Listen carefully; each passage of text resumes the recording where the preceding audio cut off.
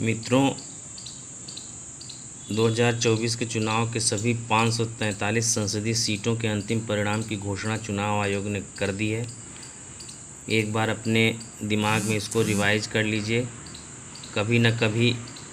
इनसे प्रश्न अवश्य पूछे जाते हैं। भाजपा सबसे बड़ी पार्टी बनकर के उभरी है, 240 सीट। उसके बाद कांग्रेस को 99 सीट, समाजवादी पार्टी को 37 सीटें, तृणमूल कांग्रेस को 29 सीटें, द्रविड़ मुनेत्र कड़गम डीएमके को 22 सीटें, तेलुगु देशम पार्टी को 16 सीटें, जनता दल यूनाइटेड को 12, शिवसेना उद्धव बाला साहब ठाकरे को 9 सीट, राष्ट्रवादी कांग्रेस पार्टी शरद चंद्र पवार को 8 सीटें, शिवसेना को 7 सीटें, लोक जनशक्ति पार्टी आर को 5 सीटें, योजन श्रमिक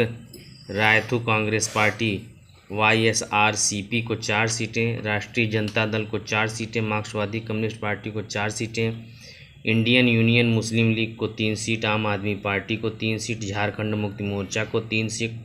जनसेना पार्टी को 2 सीट, भाकपा माले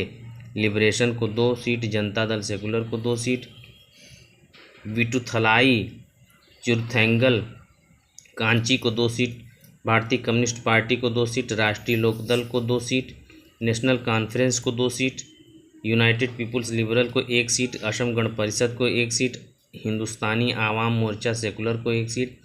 केरल कांग्रेस को 1 सीट, रिवोल्यूशनरी सोशलिस्ट पार्टी को 1 सीट, राष्ट्रीय कांग्रेस पार्टी रांकपा को 1 seat, voice of the people party को 1 सीट, जोरम पीपुल्स मूवमेंट को 1 सीट, शिरोमणि अकाली दल को 1 सीट, राष्ट्रीय लोकतांत्रिक पार्टी को 1 सीट, भारत आदिवासी पार्टी को 1 सीट, सिक्किम क्रांतिकारी मोर्चा को 1 सीट, मरुम लारची द्रविड़ मुनेत्र कड़गम को 1 सीट, आज़ाद समाज पार्टी कांशीराम को 1 सीट, अपना दल सोनेलाल को 1 सीट, आजस पार्टी को 1 सीट, एआईएमआईएम को 1 सीट और निर्दलीय को 7 सीटें मिली हैं। परिणाम बिल्कुल मिला जुला रहा है। इतनी पार्टियों का आप अलग अलग से अध्ययन भी करेंगे तो यूजीसी वगैरह के एग्ज़ाम में,